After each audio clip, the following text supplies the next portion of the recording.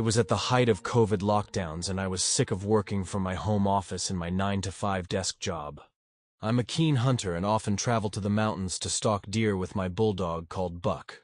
Buck is a faithful Staffordshire Terrier and loves our adventures in the mountains.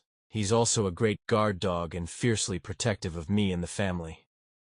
We arrived at the foot of the mountains around 6:30 a.m. I prefer to get up there earlier, before daybreak, and the areas where I go aren't well known by other hunters. In fact, over the years I'd been going there, I must have only crossed paths with a few others. The weather this morning was cool, and there was a heavy fog, so visibility wasn't great.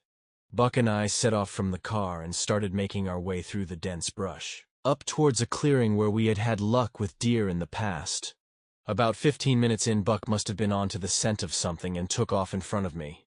He knew not to make too much noise so as not to scare off game, but at the same time Buck does get excited, and it's hard to stop him. After following the direction he went in for around 10 minutes, I was surprised to hear Buck from behind me. His mood had changed, and the usual excitement he showed had been replaced by what I thought was fear. His tail was between his legs, and his eyes were wide open as he brushed up alongside me to seemingly take cover. I turned around to see what had caused his alarmed state.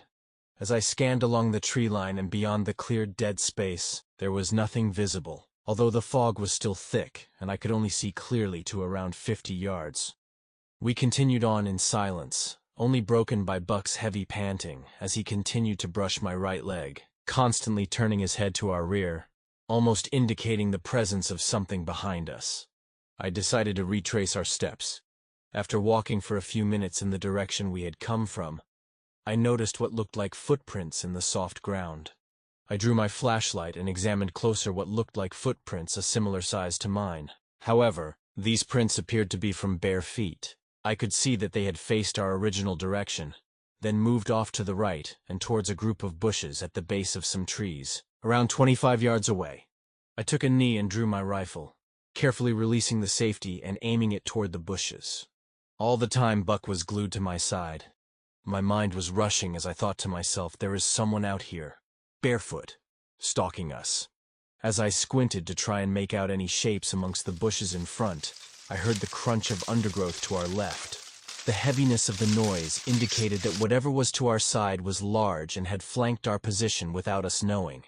This thing must have been no more than 10 yards from us. As I swung the rifle around, all I could see was the dark shape of an animal which must have been 1.5 times my size. Were there bears in this area, I thought, before I could take a shot at the animal that was clearly now fixated on attacking us, turning the hunter into the hunted. Buck leapt from my side and lunged at the creature. With his jaws opened wide, he latched onto a limb of the animal which was on all fours. Buck's jaw locked in, and he ferociously started shaking his head. I couldn't take a shot because I feared I could hit Buck, and besides it appeared as though he was winning the fight. As I fixed my gaze on the attacking beast, I could see it didn't resemble a bear. It was snarling and aggressively trying to bite at Buck. The animal retreated quickly with Buck still attached. I fired a shot in the air in an attempt to break the pair. It didn't work. I followed through the trees, making sure I wouldn't lose sight of my companion. There was a steep decline in the terrain not far behind them, and I decided that I would have to carefully shoot at the animal, making sure that I didn't hit Buck. If I didn't act now, there was every chance that he may be seriously hurt or killed. I quickly aimed for what I made out to be the animal's head, just about what appeared to be its shoulders.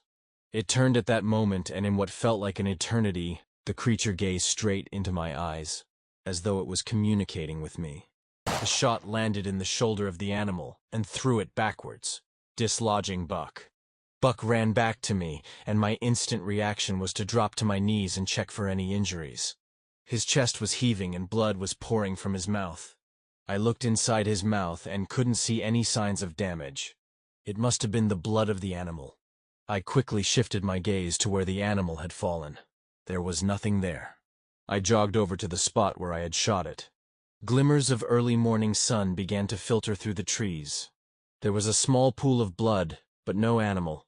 I stopped and looked out in a 180-degree direction but couldn't see anything, remembering that this thing had previously stalked us. My attention shifted back to Buck. I had to get him medical attention and fast. He had likely been injured in the fight, and if not, he had been exposed to the animal's blood, which could carry life-threatening bacteria or viruses. As I explained to the vet what we had experienced, I was met with a deep stare and silence for what felt like an age. Finally, he said, "You haven't heard about that area before? There's a reason why you don't see people up there." The vet then proceeded to tell me about a couple who were hiking around 4 years earlier, who had planned to return the same day, and were reported missing by their family. Only one of the bodies was recovered from the area. It had been partly eaten by what was thought to be a large bear. My heart sank. Could this have been the same bear we had encountered? It didn't look like a bear. At least I couldn't make out dark fur on its body. The vet took samples of the blood from Buck's mouth and sent them away to be examined. I was back at home 3 days later and approaching 8 p.m. when I received a call from the vet. He told me he had received the test results for the blood found in Buck's mouth, and that the good news was there was no danger to Buck. The vet then proceeded to ask me the strangest question. "Was that your blood in Buck's mouth?" I was silent for a while and asked him what he meant.